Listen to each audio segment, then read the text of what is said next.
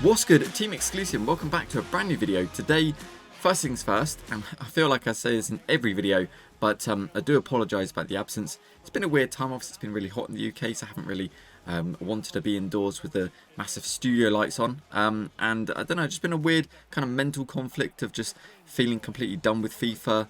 Feeling like making videos, is it really worth my time and all that kind of stuff, but it is what it is. Maybe it's just because coming to the end of FIFA, it's pretty boring. There's not a whole lot to really do on the game. So yeah, weird. But I don't want to give up on FIFA. I do want to keep making content because it is. I do feel like I can make some interesting stuff. And obviously for the guys, or for you guys who actually do care about the content, I do want to make the videos for you. So we are back, and we're going to talk about the FIFA 23 beta because I was one of the lucky ones to actually get a code. It's actually the first year. It's the first time I've ever had a beta code for FIFA, and I was quite excited. I was quite intrigued to try it out. Obviously we downloaded it, and obviously I can't show you any gameplay, not that I actually played the game. I obviously had a lot of the packs. I played some of the offline modes that they had, and yeah, I want to kind of give my first impressions about the beta because, like I said, I didn't play the game, so I'm not going to talk about the gameplay. I did want to save that for the game, the actual full game when it comes out, to experience the gameplay, because I'm not sure how much they would have changed in the beta.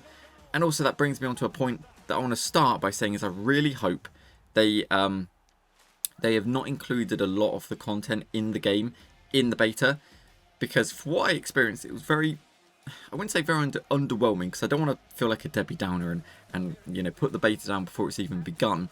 But for what I experienced in the beta, there wasn't a whole lot different from the actual, you know, from FIFA 22. The menus were quite nice, they were different, but again, it was all just kind of the same stuff, to be honest.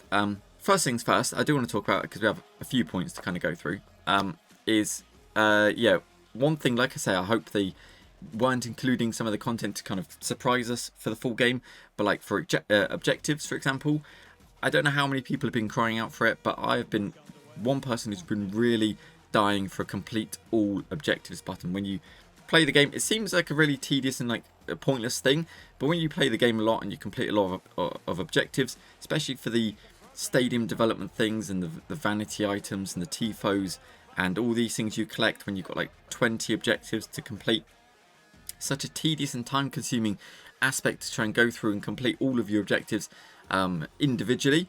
So I mean, from what I can see in the beta, there wasn't an option for this, but hopefully in the full game, you know, they were hiding this away, and maybe it's a big reveal, like a big new feature, but yeah, there wasn't a thing, so it kind of concerned me a little bit that they weren't, you know, they didn't see that as an issue, or as like a thing to add into the game, or even like remove the tifo walkout animations when you complete a tifo objectives. You know, instead of getting all the flares and the fancy pack animation, I don't get why that's a thing. Just give us the shitty tifo and let us move on with our lives. Like, it's, I don't know, pointless. So again, I hope they are hiding away and keeping for the full game, and didn't include in the beta. I don't know how old the beta build was, so it could very well be possible. Either way, let's move on. So they have a World Cup. We have a World Cup coming up in the year of FIFA. And obviously it's the Qatar World Cup. We obviously don't know too much about it, besides that it is coming and we've got a few FUT heroes. What I find really interesting, obviously, is the fact they are including or collaborating with Marvel to bring some FUT heroes as like superhero dynamic images. I don't know if it will affect their in-game traits or anything special like that, or change the stats or any kind of different ratings. But I know a lot of people have been quite divided on it. You know, it seems like a really kind of like it doesn't really matter, it doesn't really change much. It's just the dynamic image. Obviously, we'll have to see if it does actually change like ratings and stuff like that, such like that. But I think it's quite cool. Obviously, I'm a big fan of Marvel and obviously a big fan of FIFA, so having the two together is a big win for me. Again, we'll have to see how much it really does change in game, but I quite like it. It's quite cool, and I'm quite intrigued to see which ones they do bring as superheroes, because they do say on the website that it's 21 of the FUT heroes will get the special superhero kind of image changes. So it does imply to me that it might be more than 21, so only 21 selected items will get the images, which is quite cool. So it'd be interesting to see what FUT heroes do come. Obviously, I know a few icons are being downgraded to heroes, and what have you. So it's quite fair, and it's quite interesting to see them downgrading icons, because it is warranted. A lot of the icons like Nakata, Litmanen probably should be heroes, because, I mean, let's face it, icons should really be reserved for probably some of the best of the best, and obviously that's quite a lot of players, so yeah, it is what it is. We'll see. Anyway, but I'm interested to see what happens, and I really hope that the World Cup mode is incorporated into FUT, and maybe it's not its own separate like mode like it was in previous years. I can see them probably going down the same route of it being a separate mode, separate items, separate packs. But yeah, I don't know. We'll see. We'll see. Again, I don't want to talk about it too much because we don't really know too much. It was, and obviously it wasn't included in the beta. So, you know, that is that. Anyway, they included the moments. Now, I'm not talking about anything that's really revolutionary, because we all know this stuff is in the game from the FUT 23 trailer. But yeah, playing the mode, the moments. So it's a single player kind of squad battles-esque mode, but it's more of like a single player. I don't want to say storyline, but you just go through and just complete basic objectives. It's pretty simple. It's pretty cool. There's a lot of hopefully upcoming content that could be really interesting for this. So themed content. So maybe you know, goals that were scored, like really insane goals, like taken for example, like Luis Diaz goal with Liverpool against, can't remember who they played, but that sensational goal where he just made the run on the edge of the box, went past like 4 or 5 players, and then just scored an absolute banger. It was an insane goal. Could be up there as maybe one of the goals of the season so far. But yeah, it'd be interesting to see theme content. We have to try and recreate goals like that in the actual mode, and apparently that's what they want to kind of do going forwards. But what they had in the beta, which was they included some like mini games and some basic, obviously, foundation objectives, and obviously the Mbappe objectives. It was quite cool. Some of it was quite hard and quite tricky, and I think quite unforgiving. But it did give you the chance, the ability to actually refine how you complete these. So obviously, given a set amount of time, had to do it, some of them pretty quickly, and obviously do it in the correct way that they want you to do it to complete it. I found some of them quite annoying, going from the foundations ones, where there was a very simple one where you had to centre back pass from goalkeeper centre back to centre mid from striker. But with that, you couldn't. The annoying part was you couldn't have CDMs because it classed as just centre mid. So you had to, you know, refine your team as having centre mids. You couldn't have cams, CDMs, because it just wouldn't count. And I found that really annoying and really kind of pointless, because, you know, you build your team and maybe you don't build it with centre mids. So you have to completely change your whole team, maybe your formation. Some players you couldn't use because you had to complete the objective. So really kind of backwards aspects of the game that I didn't really understand. So hopefully they change that from, like, you know, goalkeeper to defence. So it doesn't, I don't see it why it matters about centre back or left back or right back. Just have it defence and then midfield, so you don't have to change your team. So yeah, seems really really kind of pointless. But besides that, I did actually really enjoy the mode. I think it's quite interesting. Obviously, earning stars, the new currency which you can put towards packs. Obviously, it wasn't a huge selection, but it'd be interesting to see if they added, say, like, you know, a ones to watch guaranteed pack in the stars selection, or maybe some player loans or player item. I don't know if they had player items, because it could be. I don't really suppose it'd be pay to win. It would be more like play to win. So it'd be interesting to see what they do. Even like a FUT Hero guaranteed pack or something that's like 200 stars you have to grind for. Very, very cool. So interesting to see the content. I hope it's regular content, unlike what they've done with like milestones this year, where it's just, you know, 2 months in between each content release. So interested and very excited to see, because I think there's a lot of potential with that game mode. Chem revamp. Now, I don't want to talk too much about it because it is quite complicated, but it was also quite simple at the same time. Obviously, players now get 1, 2, 3, or that's it, 1, 2, 3 chemistry, or 0. Yeah, you get 1 chemistry gives you a +1 on the stats, obviously on the chemistry style as well, on the boost on their stats. 2 is 2, 3 is 3, pretty straightforward, and 0 is just their base stats. So basically, you can build a whole team with players completely off chemistry. Whoever you want, it doesn't really matter. They all get just the base stats. You could play Mbappe at striker. Don't know why you would, but he would just get his base stats, and he would be probably pretty tragic. Let's not gonna beat around the bush there. But it gives you the option to actually build teams and play with players you want. You don't get restricted in having to get, you know, a strong link to Mbappe at striker. You just play Mbappe and then play whoever you want behind him. It doesn't matter. But also, they do get links. So if you played Mbappe but you played I don't know, Marquinhos, they'd get links because they play for PSG, same league, so you'd get a chemistry boost that way.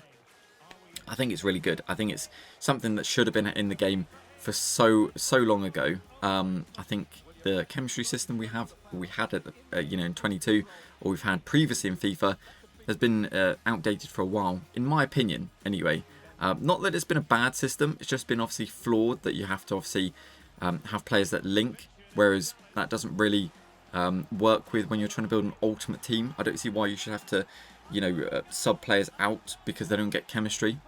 If they're one of your favourite players, for example, and you're trying to build your team, I don't see why you should be restricted by chemistry. And at least with this way, in FIFA 23, you're not totally.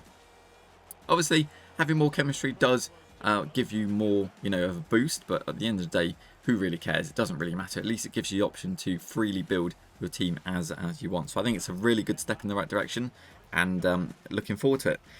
Pack animations. Now we obviously know about the pack animation, and I don't want to talk too much about it because I think it is what it is. It's a pack animation. It's quite cool. Obviously, we saw in the trailer with the Vinicius Junior example where the numbers just rolled up. I thought it was quite cool.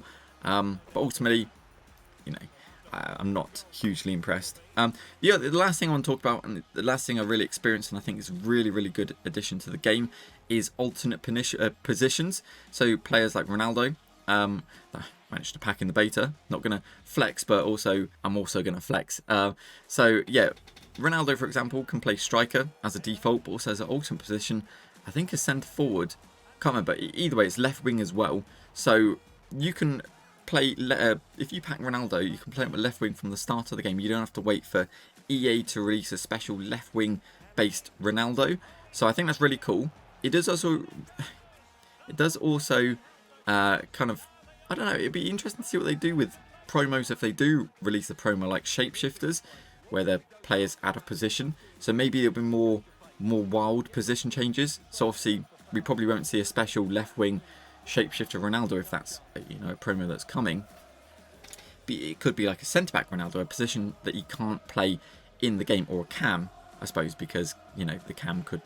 I don't know, maybe they won't give special cards alternate positions, but if they release, say, like a cam Ronaldo, maybe he can play just cam, or maybe cam centre mid. So yeah, either way, I think alternate positions are really, really cool. Obviously now you get position modifiers that give you the when you select the player, give you an option of their alternate position, so centre forward, left wing.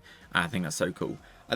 So it lets you play with players wherever you want. Obviously, if it helps build chem, that's obviously a good thing, because you could just position change them in game like a sweaty rat. But I think it's very cool.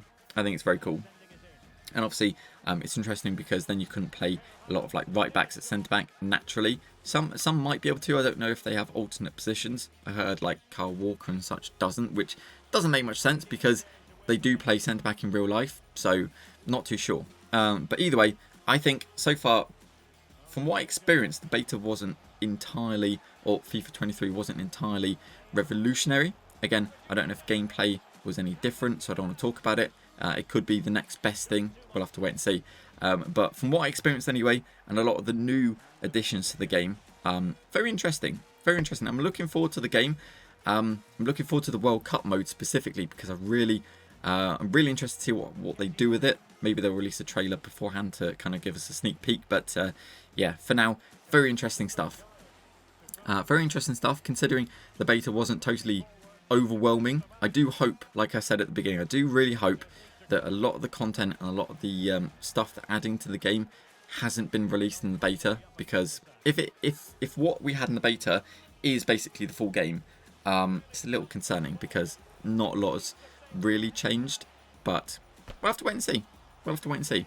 Either way, that'll do it for me. Obviously, if you have played the beta and you have been one of the lucky ones to get a code, do let me know what you've thought. If you've played the game and played some of the gameplay, let me know if you think it's any different or what you think of the game itself. Do drop a comment in the comment section below. I will hopefully try and have some regular content up on the channel. Like I said, I do apologise. It's just been a really difficult, it's just been a really tricky time. Just being concerned whether or not I want to actually continue playing FIFA and that kind of stuff. So, but I do want to keep making content. I really like the series, the Bad Pack Luck Road to Glory series. that will hopefully run to the end of FIFA 22, which we still haven't got the 85 times 10. Ridiculous. Ridiculous. Either way, hopefully I've enjoyed today's video. Of course, like I always say, if you have enjoyed it, please do drop it a like. That'd be very, very much appreciated. And if you want to see more of this content, you haven't already, please do subscribe to the channel and become part of the exclusive family. But with that said, do hope you enjoyed. Thank you very much for watching. And as always, we'll see you next time.